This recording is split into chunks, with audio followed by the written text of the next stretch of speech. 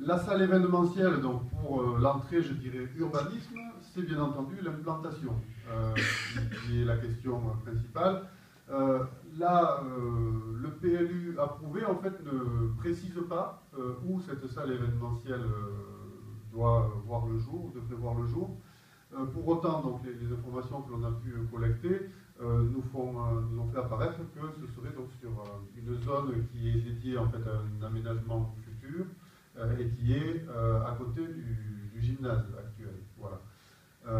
Donc, plusieurs questions se posent, et la première, c'est en termes de concertation. Je pense que c'est vraiment le mot-clé par rapport à ça, puisque cette implantation, en fait, à notre connaissance, n'a pas fait l'objet d'une concertation. Donc, plusieurs points posent souci, ou posent question, en tout cas, on doit répondre à plusieurs points. Les aspects de voirie, bien entendu, la question des nuisances éventuelles, et le parking. Second point fort, je dirais, du PLU, point clé, c'est l'aménagement des places. Donc, qu'est-ce que c'est la zone des places? C'est toute la zone qui est entre les commerces, donc notamment les commerces, la pharmacie, la boulangerie, etc. Et donc justement le gymnase, donc tout le pré des chevaux, comme on a l'habitude de le dire.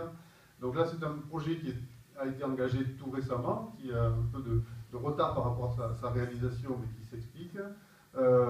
Plusieurs questions, le dimensionnement et puis surtout le calendrier donc, de réalisation de cet aménagement qui est très important et qui devra certainement se faire en plusieurs phases, sachant que sur ce terrain donc, devrait voir le jour à la fois des logements et des commerces et des services.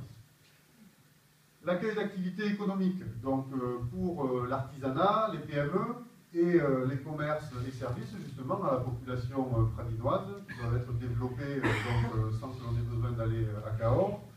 4 zones sont ciblées dans le PLU, autour de Leclerc, donc l'extension de la zone de Leclerc, autour des Gigantis, et puis de Plan de Bouissou, donc ces 2 zones qui sont de l'autre côté de la RD8, là, en face de la Bérodie, et puis la 4e zone, justement sur les places, puisque je vous ai parlé de l'accueil de commerce et de services également sur les places. Par rapport à la première analyse que l'on a pu en faire, c'est que ce potentiel pour accueillir justement des activités économiques est relativement faible. Et deuxième point, sur chacun des 4, à part le Leclerc, puisque c'est en cours, mais sur les 3 autres sites, c'est conditionné à la réalisation d'aménagements préalables. Donc ça veut dire que des activités ne peuvent pas forcément être accueillies à très court terme sur Pradines, c'est certainement un point faible. Le dernier élément, c'est la sécurisation du RD8. Je ne vais pas aller beaucoup plus en avant par rapport à ça, on en a déjà parlé. Là, le point clé, c'est la sécurité, bien entendu, des usagers de cette route, des nombreux usagers, comme, bien entendu, la sécurité des riverains.